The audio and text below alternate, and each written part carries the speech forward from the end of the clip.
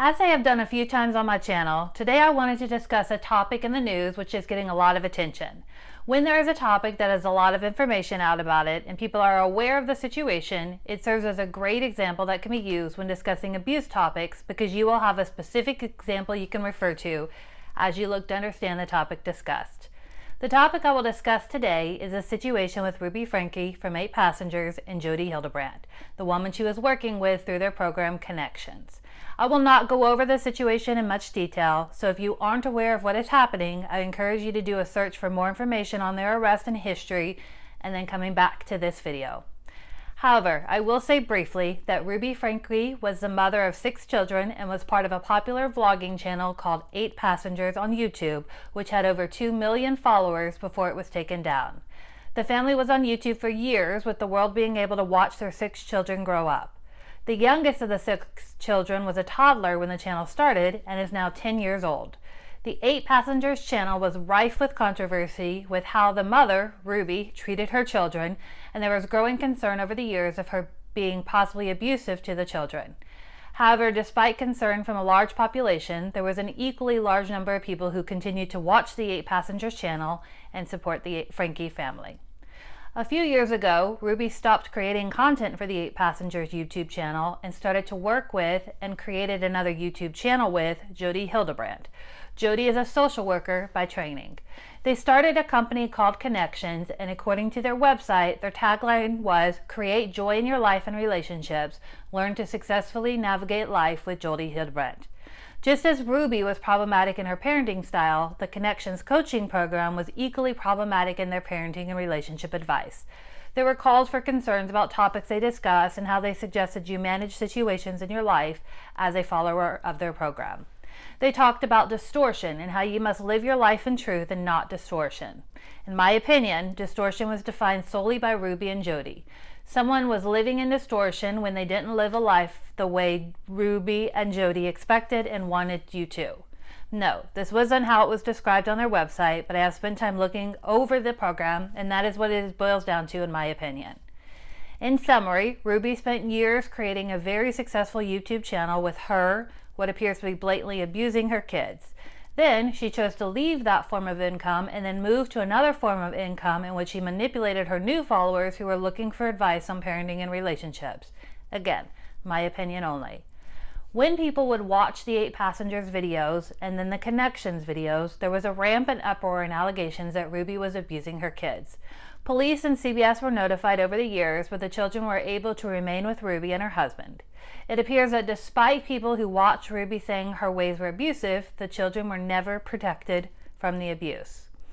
Then, at the end of August 2023, the police were called to Jodi's house after Ruby's youngest son was found at a neighbor's house asking for food.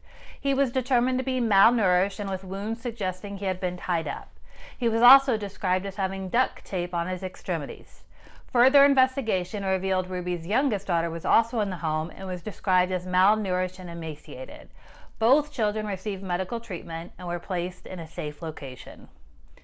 When the children were found in a state of neglect and what appeared to be abuse through restraint, the world was enraged. For years, so many had filed complaints and posted their concerns on social media. People had said Ruby was abusive and the Connexions program was manipulative, but nothing changed. The children stayed with their parents. How could this have happened, and why would the children be allowed to remain with a mother who so obviously would behave in a way which most people found unacceptable? Let's start with the early accusations of abuse, which would all fall under the criteria of emotional abuse and/or neglect. For the purposes of this video, emotional and psychological abuse will be considered under the single name of emotional abuse. Emotional abuse is non-physical behaviors that are meant to control or isolate someone. Emotional abuse is subtle and harder to identify when compared to physical abuse. Physical abuse involves physical violence, and because it is more physical in nature, it is easier to spot. If someone tells you their mom has hit them and they have a bruise, you can see the effects of the physical abuse and believe they were likely hit by their mother. However, if a child tells you their mom called them stupid and ugly, you first have to believe the mom said those things, but also have to believe it affected the child negatively and to a level that would be considered abusive and not just poor parenting. With emotional abuse, people can introduce their own biases about words said to someone when compared to actual physical evidence of abuse. The allegations from the social media world against Ruby were largely based on emotional abuse and neglect. In one video, she removed the bed of her oldest son for 7 months after he behaved in a way she didn't agree with. In another video, she didn't provide lunch for her 6-year-old at school because this child forgot to pack and take a lunch to school on her own. When her children would behave in a way she didn't agree with, her solution was to provide consequences she deemed appropriate for them to change their behavior. Her consequences were often not age appropriate and would restrict the child of basic needs such as food and comfort. There was no denying she did these things because she would record videos of the incidents and upload them to her YouTube channel. She saw nothing wrong with her behavior and continued to create content around her parenting style, which was rampant with abuse. However, even with these recorded pieces of evidence, the children remained with the Franke family. How could that be? We now know that the 2 youngest of the 6 children were physically abused, so why wasn't something done sooner, and why is it only now that the allegations are being taken seriously and Ruby and Jodi arrested? The answer is simple, yet complex.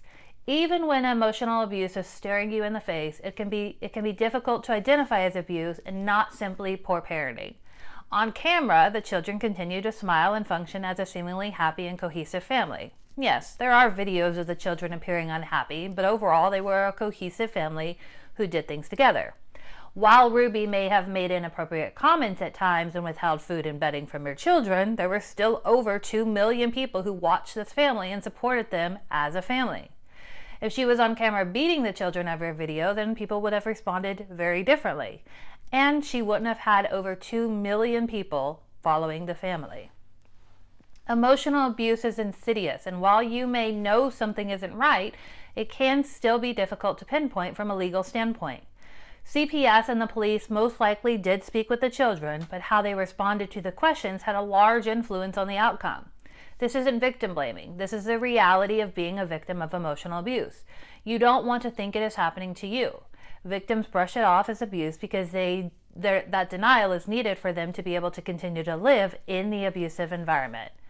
They may also have been brainwashed into thinking what they were experiencing was normal or deserved.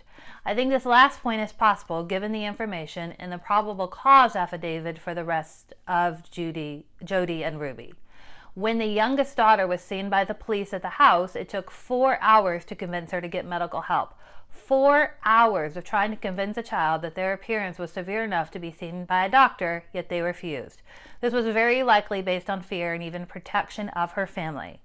Sometimes to a child, an abusive family appears to be a better option than living with someone they don't know. Their family, even if abusive, feels more comfortable than a family they don't know. The children were only taken seriously as being victims of abuse when there was undeniable physical abuse evident. The youngest son, who was able to get help, was malnourished, suggesting he was very underweight for his age, and had physical wounds, suggesting he was restrained. This was validated with reports of the duct tape on his extremities. The physical appearance of the children was undeniable that something was happening in the home that was abusive. It's frustrating for all the world to see the children in such poor condition when there have been complaints filed for years. However, that is a hard part of emotional abuse. It isn't obvious and can be easily explained away. For example, the abuser didn't mean what they said, the person being abused took it the wrong way, or the people who saw the abuse misunderstood and took it out of context. Again, this isn't victim blaming, but the reality of emotional abuse. People who are emotionally abused are usually isolated and convinced they are the problem, and the situation they are in is because of their own actions. The abuse is justified to help them get back on track. There is no easy solution for helping people who are victims of emotional abuse, but it is each of your responsibilities to speak up if you have a concern and to make the appropriate notifications. Even if your concerns go unheard, don't stop being an advocate for someone who has lost their voice as a form of punishment. And at the end of the day, hindsight is 20/20. It's easy to say, I told you so, once you have more information. In psychology, this is called the hindsight bias. But out of all the videos I have watched since the arrest of Ruby and Jodi, the sentiment is the same. Everyone knew Ruby and Jodi were problematic and abusive, but no one would have predicted Ruby's children would be tied up in Jodi's house and deprived of food to the point that they appeared emaciated. We all knew something was wrong, but unfortunately, it wasn't enough until it was too much. Today I discussed emotional abuse. To learn more about the trauma bond and why abused people stay with their abusers, click on the video in the corner, or you can find the link in the description below. Also, comment below ways you have been able to successfully help someone who was emotionally abused. Your experiences can help others who might be in a similar situation. See you at the next video.